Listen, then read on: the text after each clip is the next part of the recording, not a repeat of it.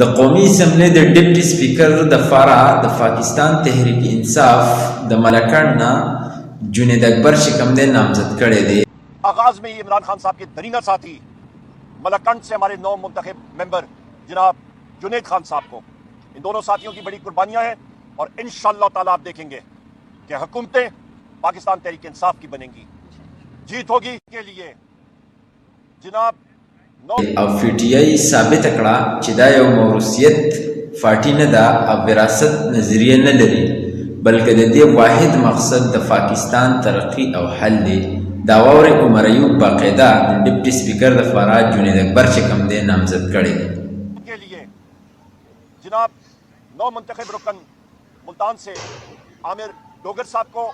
nominate किया है पाकिस्तान तहरीक इंसाफ की तरफ से, और डिप्टी स्पीकर की सीट के लिए इलेक्शन लड़ने के लिए हमारे पाकिस्तान तहरीक इंसाफ के बड़े ही पुराने साथी, आगाज में ही इमरान खान साहब के दरीना साथी, मलकंड से हमारे नौ मुंतखब मेंबर जनाब